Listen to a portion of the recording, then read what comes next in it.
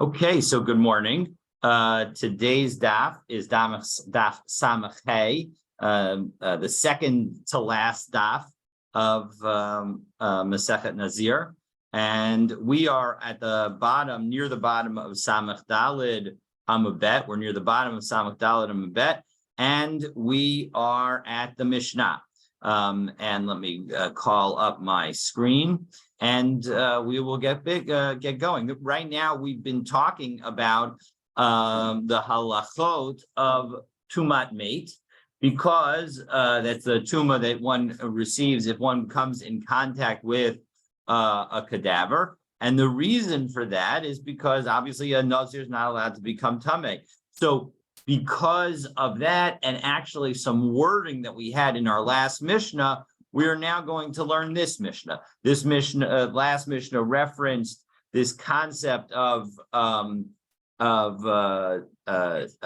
raglayim ladavar, that the thing has something to base itself on, and so too we're going to have that reference in this Mishnah as well. So let's share my screen and we'll get going. So now, today we begin a Mishnah that talks about the very interesting topic of when one can move a corpse that one finds buried. So again, obviously, if you find the corpse laying out, so there's a mitzvah to bury it. We have an obligation to engage in the mitzvah of mace mitzvah, where, if there's nobody else around to bury the corpse, we need to go ahead and bury it ourselves. But now, what happens if you're digging up your field and, God forbid, you find a corpse? So, hamotzi as a mace b'tchila, if one finds an initial mace, you're in the beginning of your digging up of a field. So whatever that time is when you reach that first mace, so you find it. So mushkav kedarko, and it was lying in its regular manner. So note low as tfusaso. You note low the as tfusaso. You need to not only when you want to move it because you want to plow the field, so you don't want it to stay there.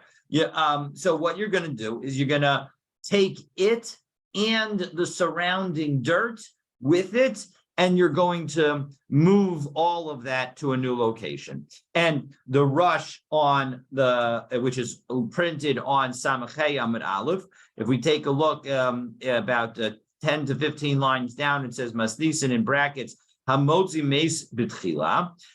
So the rush explains, Shelo hayayodea shahaya sham kever. The person didn't know that there was already somebody buried there. Obviously, if you knew that there was somebody already buried there, then that would change the analysis. And if you knew that only one person was buried there, and we'll see, if you knew that he was buried there, the person was buried there, and that the intention was that the person stay buried there, well, then that would be a cemetery, and you're not allowed to move the person, unless you have specific exceptions. For example, you're allowed to move the person potentially to move them to Eretz Yisrael, as long as they would want that. You're allowed to move them to be connected to the graves of their ancestors if they would want that. But in general, once somebody is buried, we don't dig them up. So here we're talking about a situation where the person we don't know. And if we skip down another 2 lines, and we say no less tfusa so, right? So we say that you take not only the body, but the rest of some earth associated with it. So we're doing a lot of rush today. We're doing a lot of rush. Oh, wow. So mutter lifnoso misham. You're allowed to remove it from there, and now bury it somewhere else as we continue in the rush. V'noto min ha'afar, and you take from the dirt that's around it, shel hakever, from the burial location, ima, with it, kishir hamifurish b'gemara, the amount that we're going to say in the Gemara. V'hu nikra tfusa, and that's what we mean when we say tfusa. V'chein imatzad bet, and similarly, we'll see if you find 2. So let's see that now inside, where the picking up shnayim. If you find 2 corpses, now you found 2 in a row. So note that's Tusasan. Again, you can take them. We don't necessarily know that this was in fact a cemetery, and therefore you should, and that these were intended to be permanent burial. You didn't know about it. You would think that you would be told whenever you bought it or whenever it happened that these in fact people would be buried there, and maybe they didn't even have permission to be buried there. And so as a result, we're going to say that this is not a legitimate burial ground. You are allowed to remove them, but we're going to assume that that you need to remove them with the surrounding earth. So, but matzah shlosha, you find 3.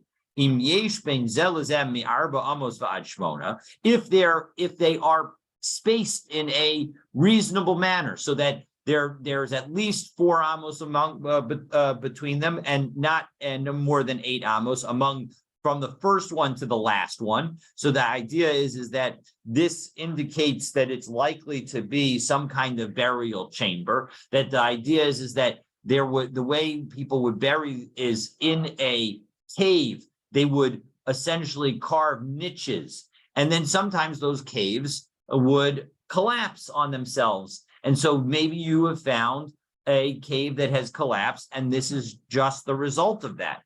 So, and therefore it's a real cemetery, and you're not allowed to move them.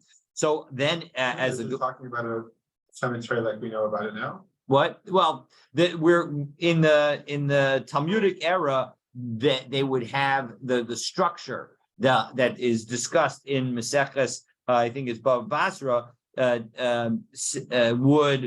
deals what it would look like. And that there would be an anteroom, and then off of that anteroom, especially if you go in northern Israel, you see this in a number of the very, very old cemeteries that date from the Talmudic times. It's an anteroom, and then niches off of that catacombs. Thank you. That's the word I was looking for. So im yesh bein zel zem. Okay, so harei zeh shkunas kvaros.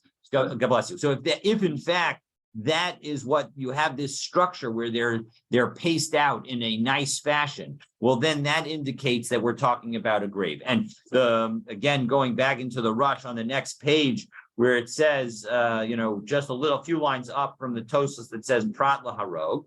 So it says Harei zeh shkunas kvaros. That's again the language of our Mishnah. The nicker. And from the fact that you have these 3 bodies buried there, shilashem kvura nasnum, they were shama, they were put there in order to bury them permanently.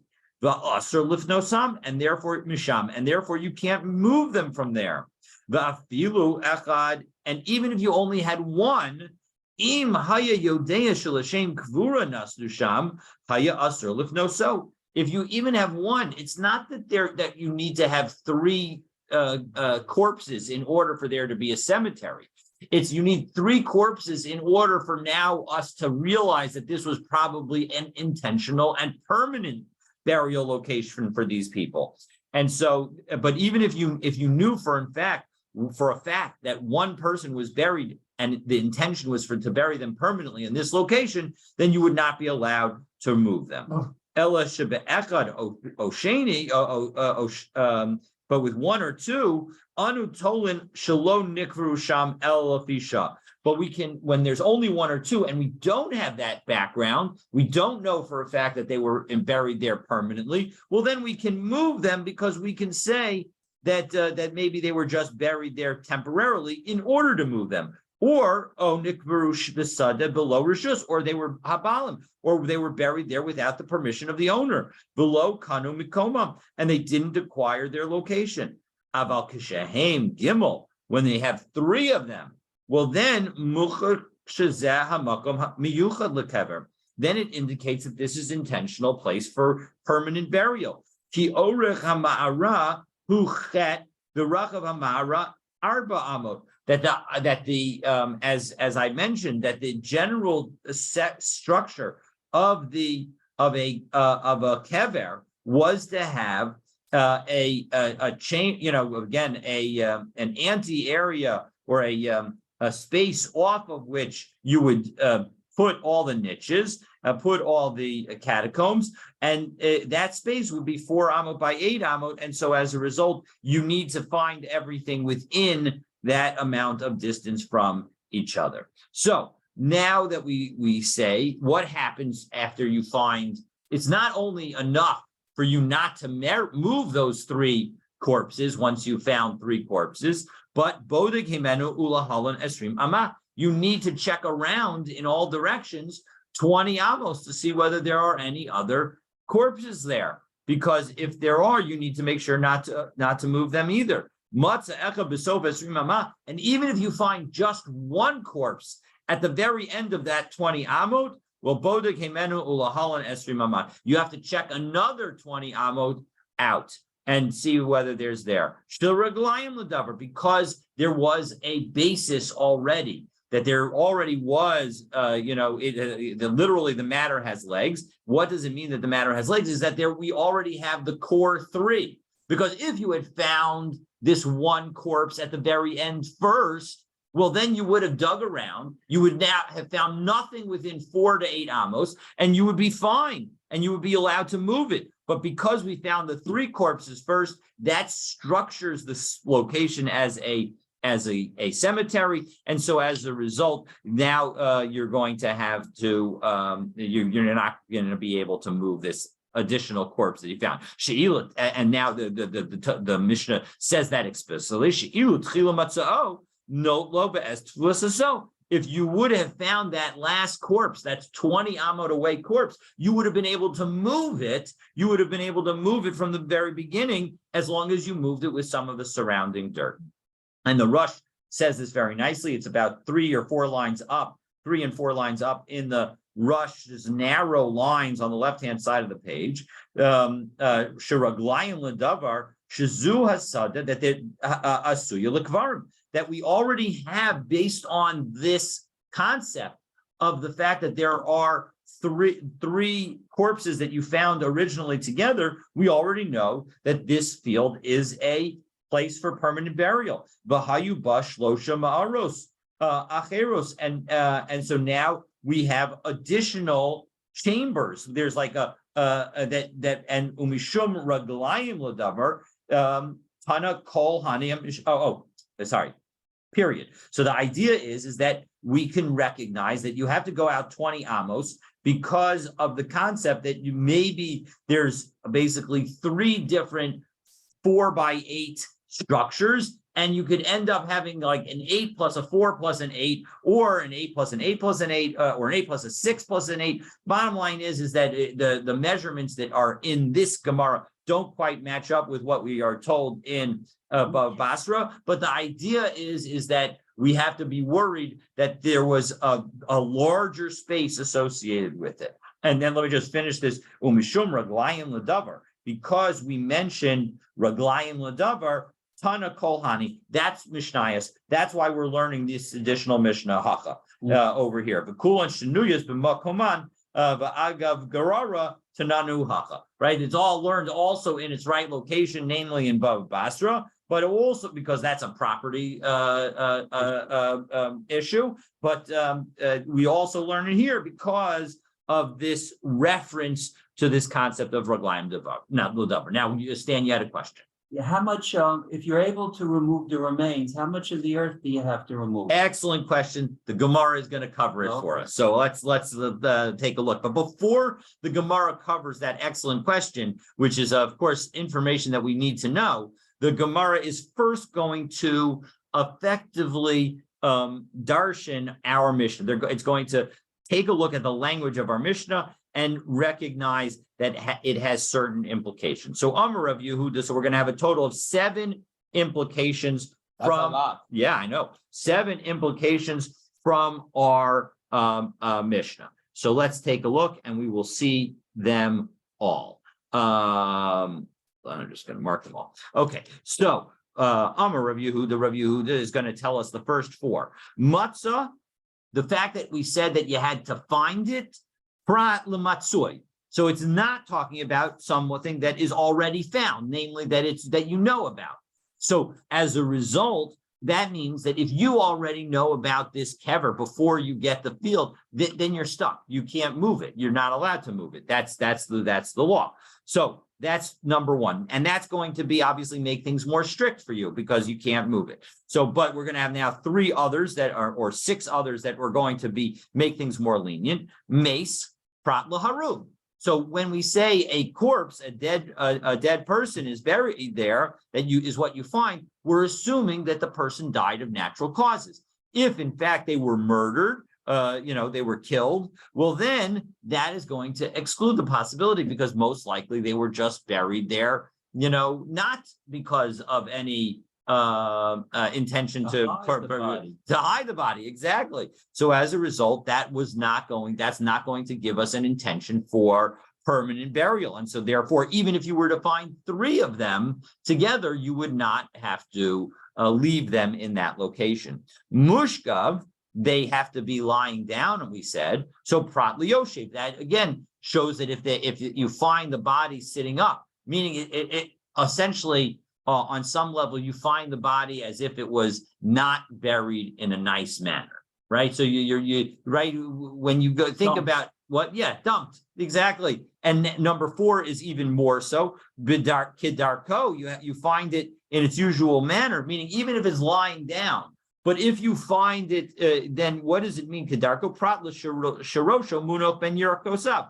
If the guy's head is cut off and put between his legs, that is an improper burial, that nobody wants to be buried that way. And so as a result, we're going to say that is not the that is not going to indicate that the possibility that somebody might have been buried there intentionally. And there's a debate. There's actually a debate. We're going to take a look at. Well, we'll take a look in the Mefarish for a moment.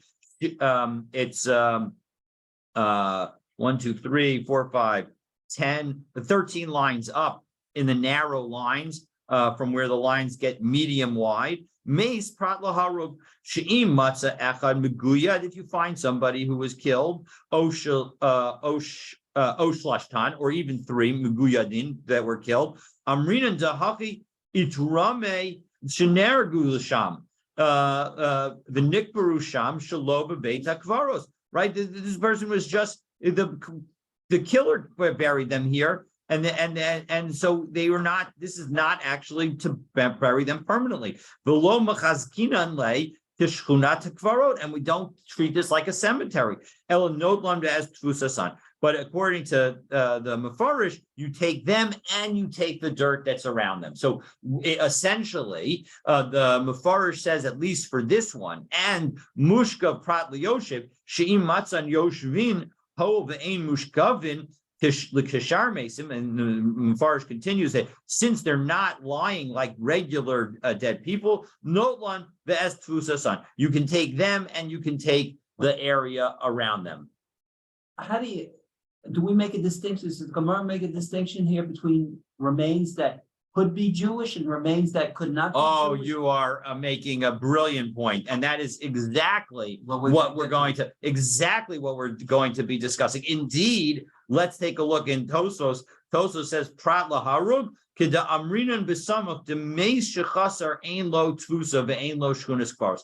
That if a mace is actually missing something, then we're going to assume that that there's no requirement to move the dirt around them, or to treat, if there are 3 of them, as if it is a cemetery. And what is this all about? Well, that's going to come up with the next point. So Tani Ula ben Chanina. Actually, no, this is the first point that Tosos made. So, but the point is that Tosos says you don't have to move the dirt that's with it, and we'll see why in a moment.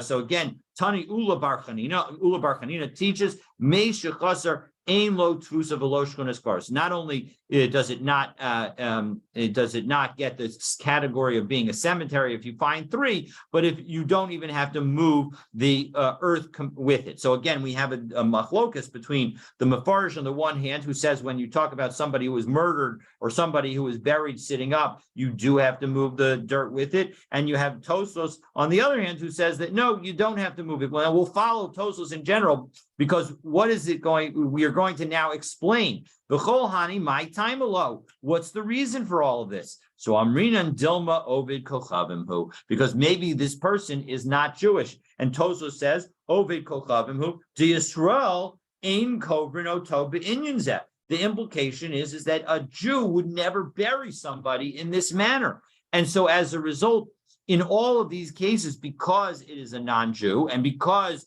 we don't have it, we're talking about a situation where there's not we would not have the same obligation to preserve in our own land the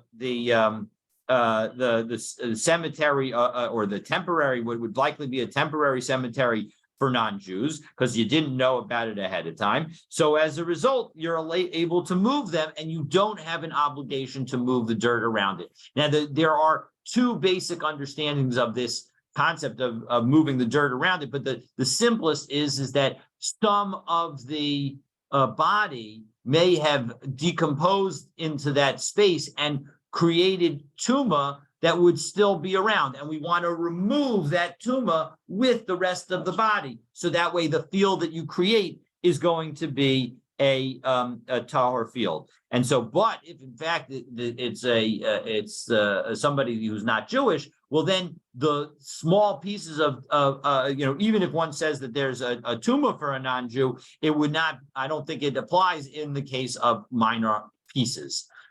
Question. A person purchases land. Okay, a person purchases land. And then he comes upon a grave and he can't alter it or can't. No, if he comes upon one grave. No, if he comes upon a cemetery. Oh, if he comes upon a cemetery, so he says three graves, he's not able to get his money back for the land. So that's a good question. Hopefully we'll cover that at Bava Basra. But I would think so. I would think I would hope so. Right. Yeah, you should get your money back, right? Because you didn't know that it was. The seller didn't know. Well, that's a good question. I don't know. Well, then, I mean, the good news is that you do it. Exactly. You're gonna have a lot of lawyers. But the point is that you need to, there's the current concept that we have in the United States where we record records is effectively based on the Talmudic concept of the fact that the history associated with property is known. And so you would presumably be able to go back, until, to find the original person who sold the whole concept property. of a lien. Yeah, exactly. 100%. So, okay. So, Get the property back. You hopefully you could get your money back and give back the property. Back. Well, yeah, I would hope so. So, well, the point is that if you find only one or two and you didn't know about it, you can move them, and so that way you can still use your property. Okay, so what we're going to have now a brisa that teaches us two more qualifications. So matzah shnayim, if you found two graves. This is a brisa that's teaching. Rosho shalzeh b'tzad nargalusav shalzeh. So they're buried, as my parents used to say, sufficient, where you had the head of one next to the feet of the other, and vice versa. So v'rosho shalzeh b'tzad nargalusav shalzeh, and you had again the head of one by the feet of the other. So in lahen tfusa, then there's no requirement for tfusa. You don't have to take the dirt that's with it, again, because presumably that's not the way Jewish people would bury each other. So below shkunas kvaros, and there's not going to be any rule that this is a burial zone, meaning that if you were to find, as the Mefarish says, a roshel sezeh b'tzad margulasav shalzeh ein lahem tfusa de'ovdei kochavim heim, that we're going to assume that they're not Jewish. Shenikvarim bekach. That's how non-Jews would bury each other. I'm sorry. The Mefarish is 3, 5, and 8, 9, and 10 lines down in the middle wide lines of the Rashi, of the Rashi side of the Mefarish. So the Ovdei Kochavim, because that indicates that they are not Jewish. That's how they bury. Became imhain gimel, and similarly, if there were 3 corpses. Ubeis mehen, and 2 of them nigvarim k'inyan hazet were buried in this manner. Well, ein lahem shkunas kvaros. So then they're not going to have the rule of a cemetery. Matzah shlosha. Now, what happens if you find 3? We're going now back into the Gemara and into the middle of this brisa that is going to, and this is the 7th of the 7 rules. Matzah shlosha. If you find 3, ha'echad yedua ushnayim tchila. If you only knew about one of them, and you now find 2 more, well, and now the language is changed in the Masoras Hashatz. Echad tchila ushnayim yuduim, and you find one, you find 1 and 2 you knew about. So yesh lahem tvusa. They have the concept of tvusa, meaning that you have to, when you move them, you have to move them with the earth that's around them, meaning that we'll assume that they're Jewish. But they're not going to have the rule of a cemetery. So even though you knew about 1 and now you're digging around, you're not obviously going to dig there because you're respecting that place cannot be moved.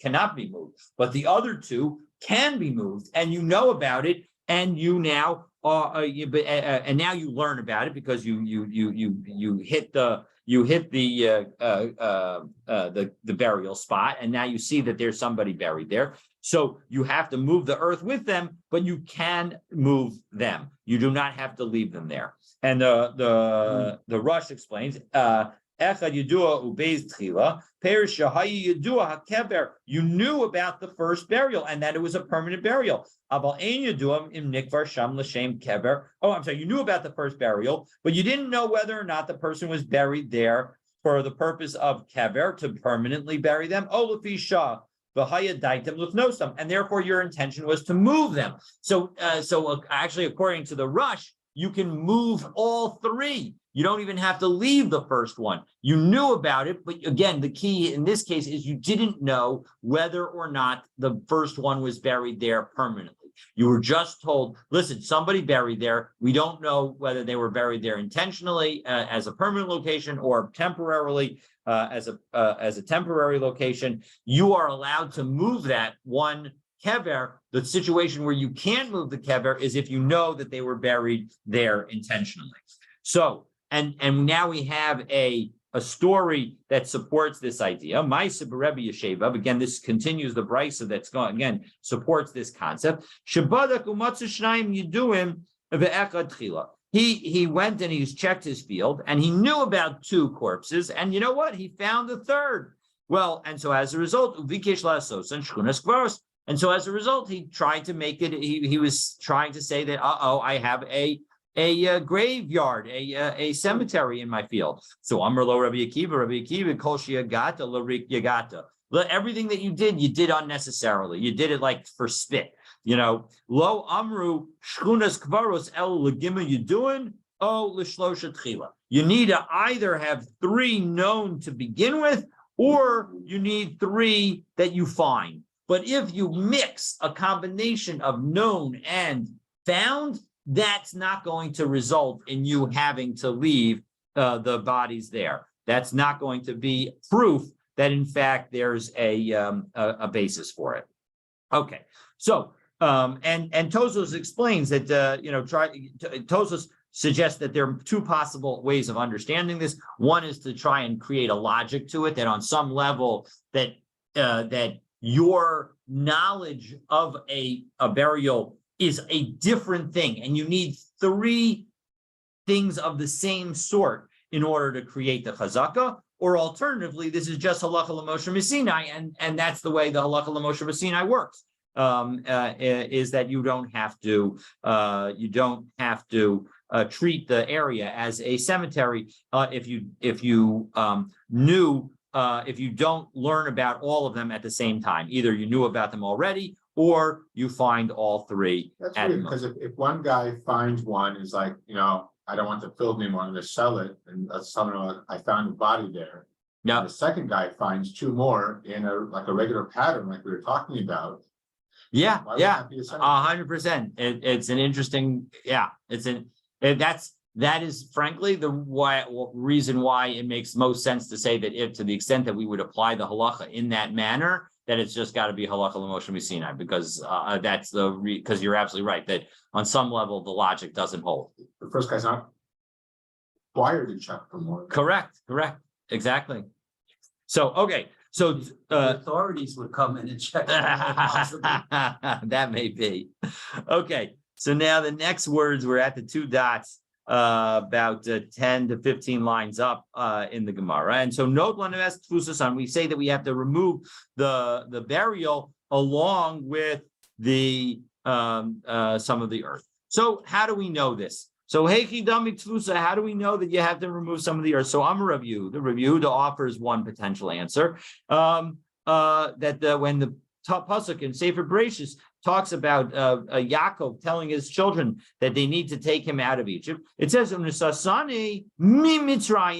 take me out from Egypt, take me out, Mitzrayim, out of the Egypt. So what is it that the implication of it is tol imi, take some with me, take some of Egypt with me is the idea. Again, I think this is really more likely a just an esmachta, and not really this is not saying that this is a biblical requirement, but this is providing a biblical source or a biblical read that might suggest that this requirement. Now we finally get to the excellent question that Stan asked: how much do you need to take? Well, Perish Rabbi Elazar. Rabbi Elazar explains the following: Notel afar tichuach. You have to take all of the soft dirt that's around the cadaver, around the corpse, and then you have to take an additional 3 fingers worth. But now we're going to see that that's not the unique opinion. There's another opinion that's associated with it. Meisvei v'kamashir tfusa. How much? There's a brisa that says, and again, for Rebbe Lazar, he's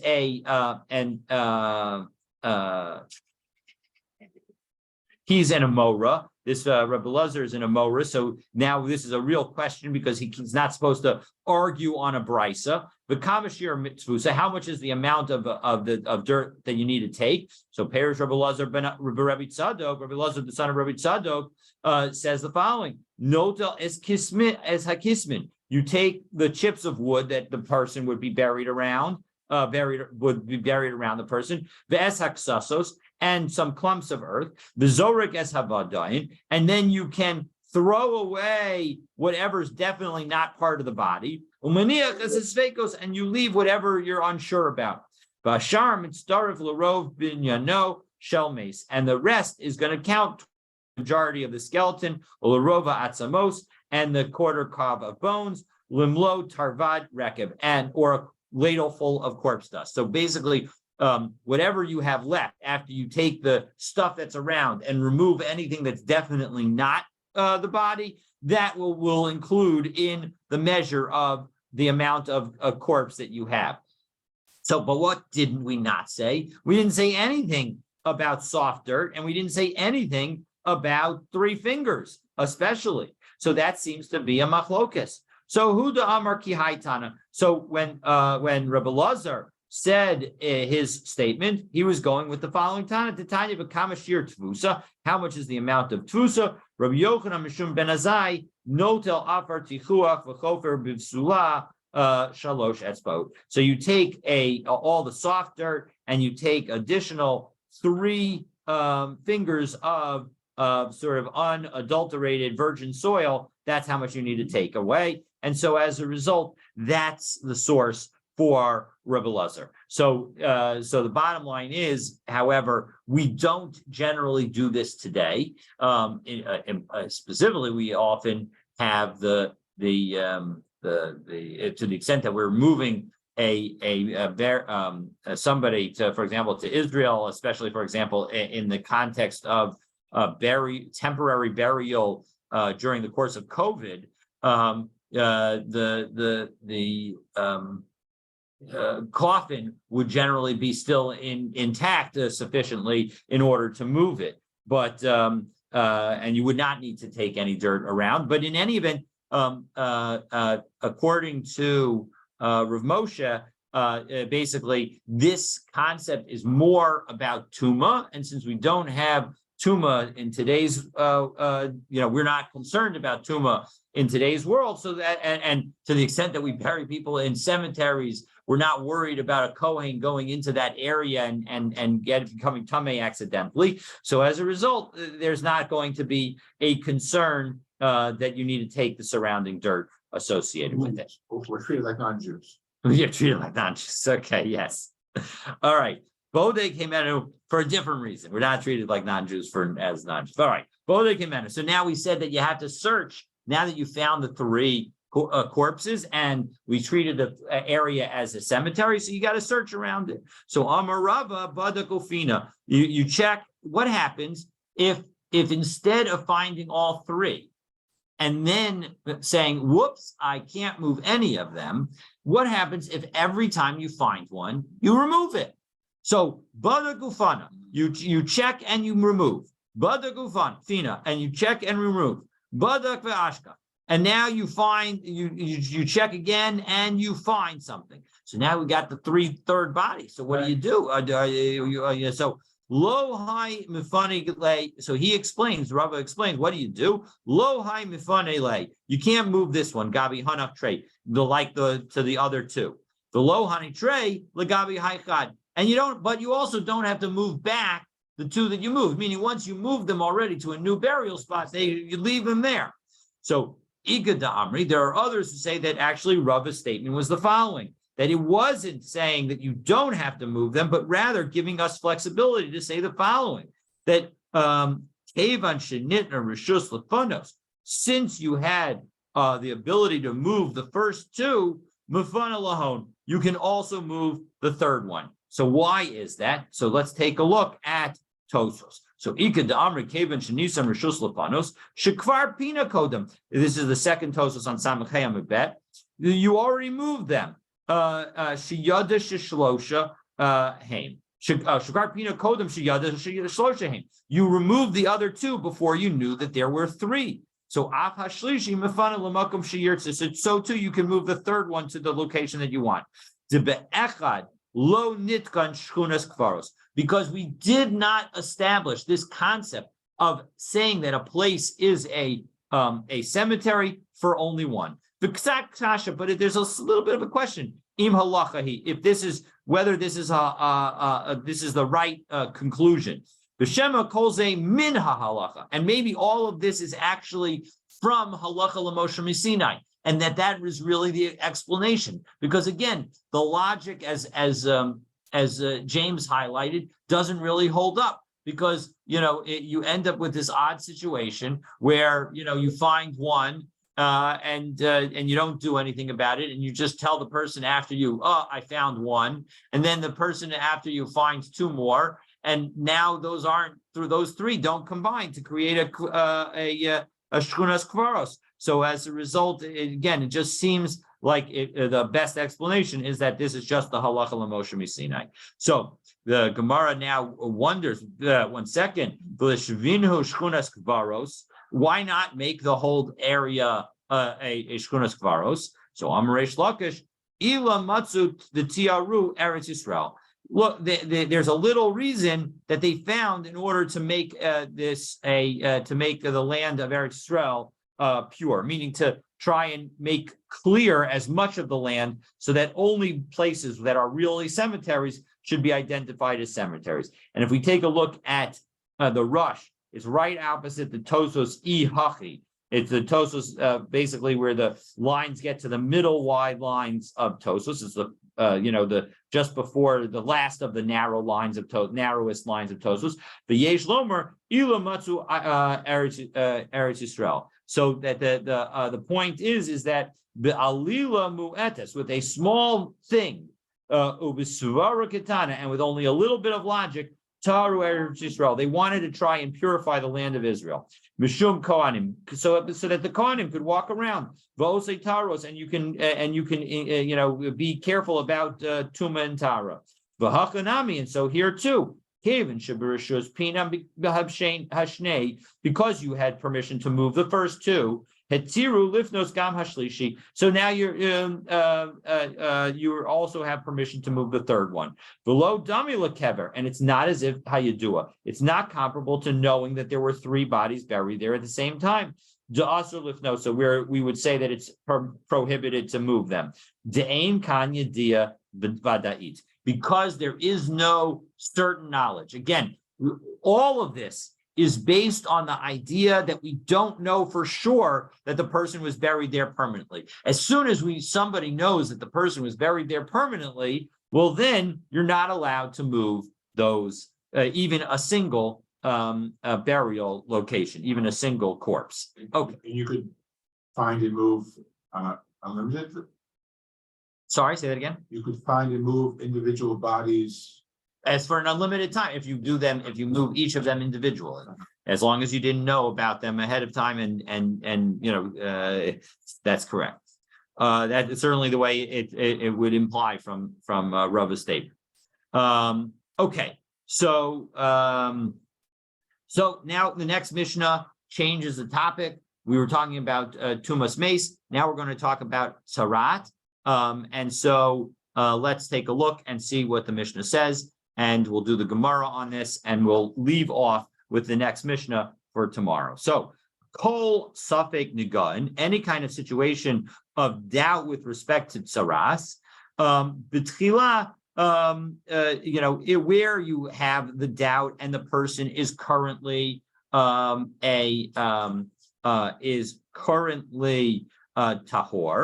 Well, then tahor, then the person will be considered tahor. Until the person has been confirmed that they are tamei. But once they've been confirmed, well, then soft sveiko tamei. Then if there is an uncertainty about whether or not they became tahor, and concerning about the nature of the affliction, well, then we're going to treat them as continuing to be tamei. So, how do I know that we follow sort of this person's status in their current state? So, the pasuk says that, and this is dealing with the pasuk. Actually, I guess not this week's parsha, but next week's parsha, which I guess we won't read until after Pesach. So, Zos Taras Nega Tzaras, or maybe it's 2 weeks from now, that this is the halacha of the Nega of Tzaras. 2 parshiyot from now. Nega Beged Hatzemer, or a Pishtim, or a Shasi, or a Erev, o Kokli, or L'Taharo, o L'Tamo. So the point is that we didn't need to say both that this is the Torah of making it tahor and tameh. We could have just said this is the process of dealing with it. So why does it say l'taharo l'tamo? Both of these concepts. So since the Torah said that it was tahor first,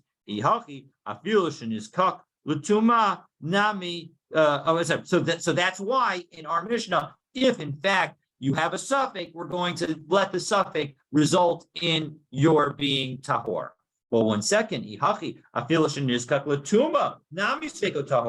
1 second, the end of our Mishnah said that if once you determine that the person is already tameh, well, now when you deal with the suffix, you keep him tameh. You don't say that he's tahor. And according to the logic of putting the word tahor first to tell us that when there's a suffix, we get to treat them as tahor, that doesn't work. So Ela ki itmar de Rav Yehuda Amarav aha itmar. If so, to the extent that Rav Yehuda in the name of Rav, this statement, it was not said to answer our question. So in the end, we do not in fact answer our question, but rather now we are going to see where was it that Rav's made this statement. So im baheres kadmel seyar levan, when you have in evaluating a blemish on one's body to determine whether it's saras, if the blemish happened before the hair on the body turned white, well then tameh, then that is a baheret that is considered tameh. Im seyar lavan kodem levaheret. However, if the white hair preceded the baheret, well then tahor. So and suffix tameh, what happens if there's a suffix? Well, then its person is considered tameh. Rabbi Yeshua Omer Keha. Rabbi Yeshua says, no, it's light. What does Keha mean? So my Keha, what does it mean that it's light? So Omer Rav Yehuda, Rabbi Yehuda said, kehavit tahor. It's faint, it's light in the sense of it being tahor. The dilma kehavit tameh. How do you know that? Why don't you say that, that it means that it's tameh? So Amar Rav Yehuda, Amar Rav, Amar Kra l'taro o l'tamo. That in this situation where we have this uncertainty, so that's why we said Hoil upasach bo akasaf b'tara tchila, since the Torah began with the concept of tahara first, it mentioned tahara first. Well, then in this situation of uncertainty, where we are uncertain whether the white hair came first before the baheret or the baheret came first before the white hair, well, then we will focus and allow us to treat this nega, this blemish, as if it is tahor. And so that of course does not in fact answer how do we know what we taught in the Mishnah, but it does answer the question of where Rav Yehuda said in the name of Rav that because the order of our pasuk puts tahara first, so in a case of uncertainty, we'll deal with that situation. Now, I guess one could derive from this situation, because the situation in that in the Mishnah, that this is from a Mishnah in Negaim, that situation in the Mishnah of Negaim is talking about somebody who is currently tahor. So that could be one basis for at least the piece of our Mishnah, that when you have somebody who is tahor, well then, if we have a suffix, Rabbi Yoshua would say that we treat that suffix as tahor and not tameh. So we'll continue, God willing, and not only that, but finish the Maseches of Nazir tomorrow, God willing. So please stay tuned. You don't want to miss the conclusion. And what? The gripping. The gripping conclusion. So have a wonderful, wonderful day, and looking forward to seeing you, God willing, tomorrow. May you only find. Next one or Wednesday, two we're bodies. coming. Thank you. Yes, individual Next bodies. Wednesday, the Exactly. big one, Hassel. Oh, yeah, no, very We're coming exciting. no matter what. Absolutely awesome. How about Thursday? Yeah. Have a great, oh, as a reminder, Yeah. next week on Erev Pesach, we will meet, but we will be meeting, and we will meet in person and on Zoom, but we'll be meeting at least 15 minutes later. Hopefully just 15 minutes. We have to leave time for the Siyam B'choros. But if we'll be any further delayed, I will make sure to post on the WhatsApp group. So have a wonderful day and look forward to seeing you, Yeah. God willing, tomorrow. Thank you. I thought to see him on the zeros. It might be. So